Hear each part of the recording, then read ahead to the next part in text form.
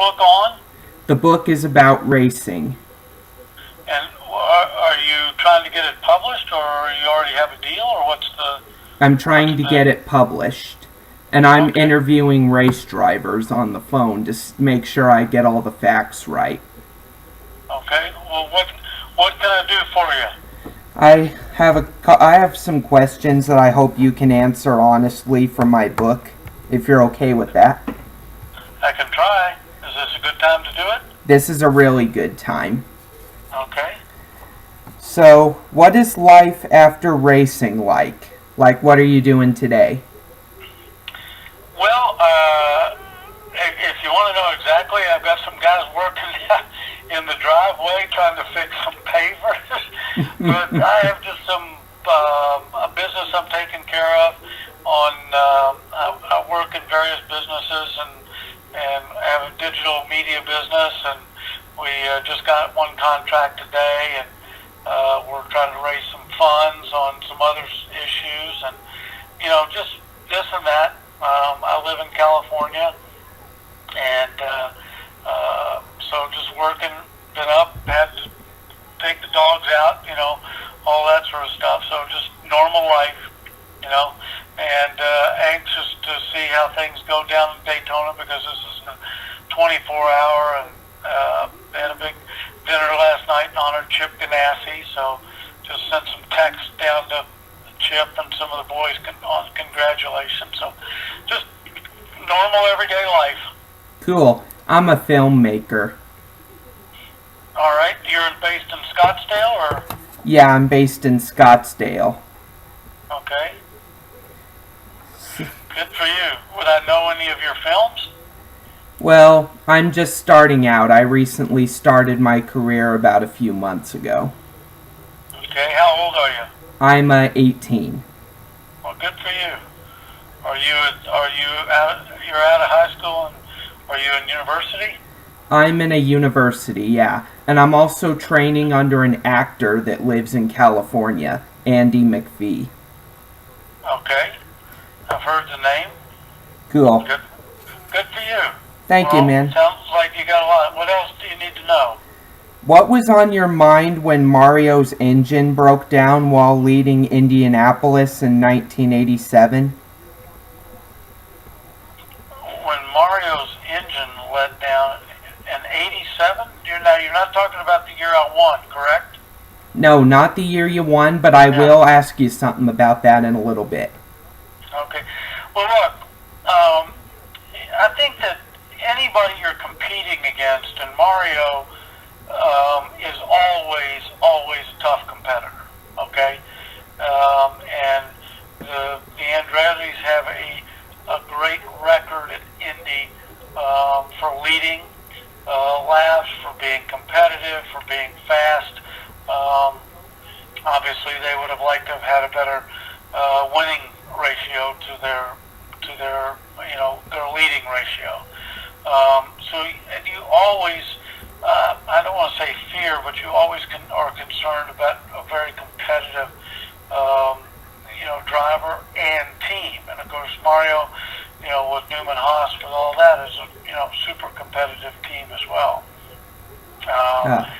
So, but when somebody goes out, in some certain ways, it's like, wow, okay, well, I don't have to deal with him, and he's going to be a threat, or is a threat, or was a threat, or whatever. But there again, you don't like to, me personally, I don't like to wish ill will on anybody, because I figure there's karma, and that's going to come back to haunt me, okay? Yeah. And so, as much as you're elated that there's one down, one less serious competitor to try to, when you're trying to win, but to the same extent, you want to race guys and beat them fair and square, and win with a full field. So, it's a mixed bag of emotions. Yeah. The Andretti's are cursed there, they say. Yeah, Mario won it one time. I won it one time. Some guys won it 2, 3, or a couple of them 4 times. But one win still, you're still an Indy 500 champion. Yep. And and it was probably unfortunate with the career that Michael had, with all his wins and so forth, that he didn't win, an Indy 500. But um, it wasn't meant to be. Now he's won it as an owner, but I'm sure that's not quite the same as he would have liked to have won it personally. Yeah, for sure. What was on your mind when you spun out while leading the race in '85, and how did it feel afterwards when you made that remarkable comeback to still win the race? Well, here's the thing for me. Obviously, I was very pissed off to lose control of the car, and like most people, including Mario and anybody else, it just seemed like I was going to hit the wall. Okay, because that's invariably what happens at Indy, and luck was on my side in that spin. But to be honest with you, although you're happy that you pulled it off, you got to be right. I had to be right back in the game and radio in and tell Derek that I needed tires, from the spin, and I didn't need to explain to him the spin, because that's just, you got to stay focused on the business and so forth. And then, because everything was okay, made the pit stop, had to make sure I didn't make any mistakes in the pit stop, get out and go. Everything was, you just had to stay focused on the race. It's like, okay, now I could, hey, morning, you could, I just had to stay focused on the race and put that behind me for the time being, and not dwell on what it was. Now, afterwards I could think about it and analyze it and pinch myself how lucky I was and so forth. But in reality, you had to stay in the game right there. So I didn't really have much time to think about it. Cool. Who is your best friend in the garages? Well, my best friend in the garage, obviously I was very close to my teammate, Rick Mears. But our era was a little bit different. I was close with a lot of people there and friendly with a lot of people, but we were also a very competitive group. And later on, kind of the next generation that came, everybody, Jimmy Vassar and Dario and Helio and Tony Kanaan and the late Greg Moore, all those groups. Those guys were all really, Max Pappas, those guys were all big buddies. They traveled together, they did everything together. Our group was not quite that way. Now, a lot of that is geography, because we all lived in different corners of the world and the United States, and it made it geographically more difficult. But we were a very competitive group, and Mario I'd known and helped me. He helped me salvage my career. He put in a good word for me and really helped out. So I'd known Mario for a long time, and but when you're competitive and you got different sponsors and you got different responsibilities, and sometimes you might have a different engine manufacturer. It was more difficult for everybody just to be real pal. Now you see people and hello and friendly and talk to them and do some stuff. And every now and again you got Michael play golf with somebody or this, that, and the other. But I was closer with different people, but not necessarily the drivers. Cool. And who was your favorite competitor that you raced against? Well, I'm going to be totally honest. This was a great era for racing. We're talking IndyCar, correct? IndyCar, yeah. Okay. I assume most of these questions are centered around IndyCar. Um, I was honored to be in a great, very competitive group of drivers in maybe one of the most competitive um, eras of IndyCar. Okay, Okay. if you go down and look at the list from Mario and Michael and Al Jr.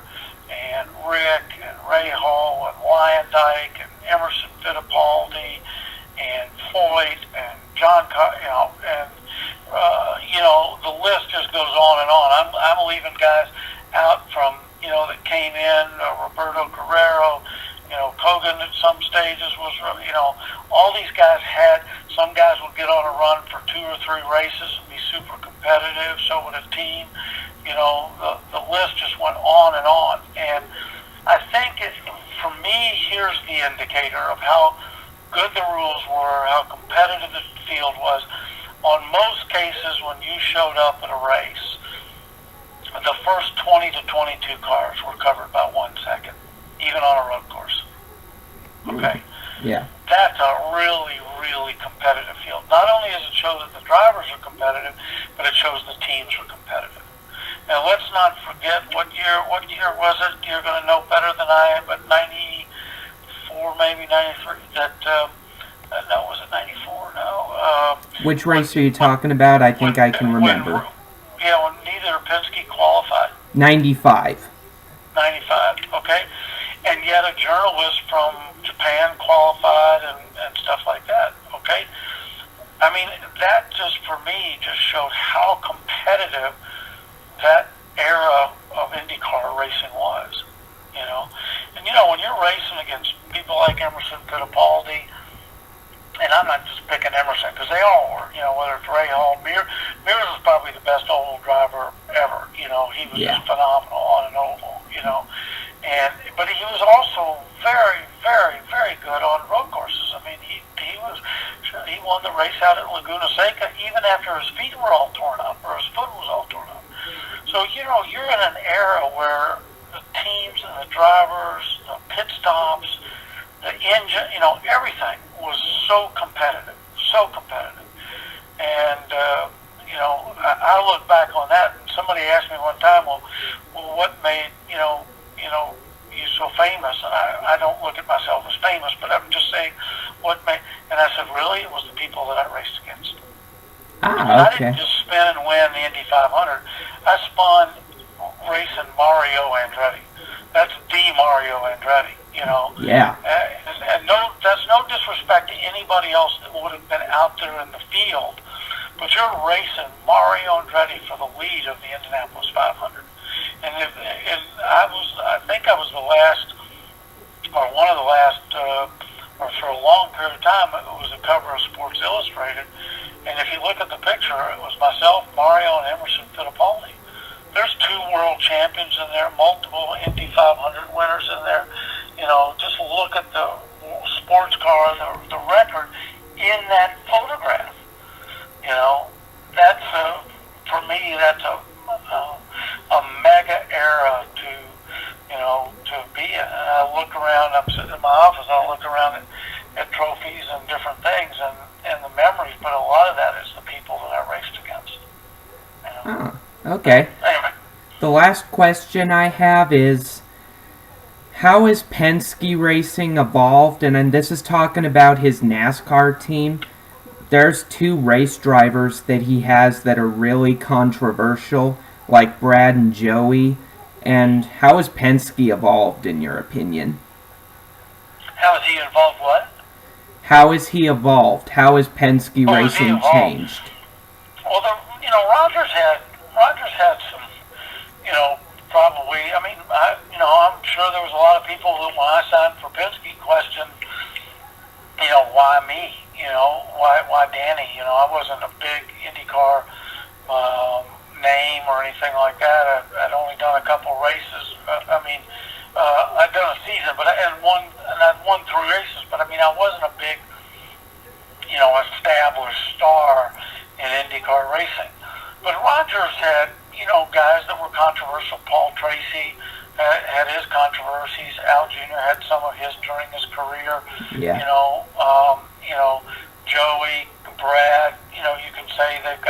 controversies around him and so forth. But the one thing that Roger always picks is winners. Yeah, I've heard that. He doesn't want people that aren't going to win. Okay, and that doesn't mean he wants guys that'll get the job done with the sponsors and the corporate involvement and he doesn't want guys that are just out there real controversial, causing all kinds of problems and stuff like that. But if you're a winner, Roger will he'll take some of that other stuff with it. He wants somebody that's going to win races. And the great part about driving for Roger Penske is Roger wants it as bad, if not worse, than you do. Okay? And at one stage Roger was the best sports car driver in the world, and so he understands it also from a driver's perspective. If things are going wrong, it's out of the driver's hands, he understands it, and he gets it. But Roger also understands the big picture, the corporate world, the guys that are young, that get the job done, that can meet the sponsors' requirements, that do the right thing. But ultimately, when Roger looks down at the driver and he makes his decision, he's trying to pick a guy that's going to win races for him, period. Win races, and if you're winning races, you win a championship. That's how he looks at it. The race wins is the most important thing. Championships will follow.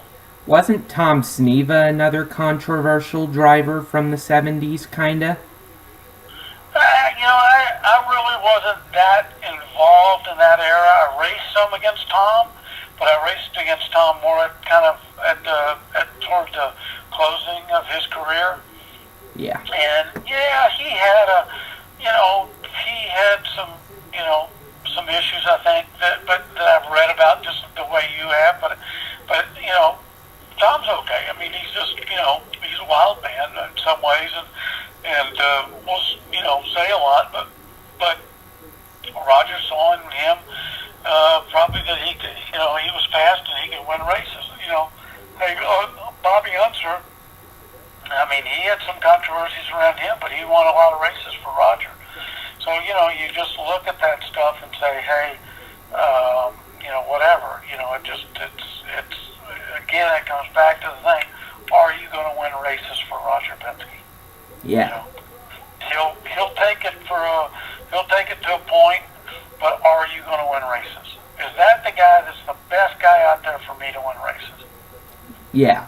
That he can get, if that makes sense. Because sometimes the guy might be at another team, but he's just not available, if you know what I mean. Yeah. To be honest, I don't blame Roger for picking winners, because, that's what's going to keep the team going, is picking winners. Yeah, look, every driver that I know wants to drive for Roger because they know they're going to have a chance to win. One of the toughest decisions I made in my career was leaving Doug Shears and Domino Pizza Hut One, leaving that team. Great group of guys, Dennis Swan, all the boys that were there.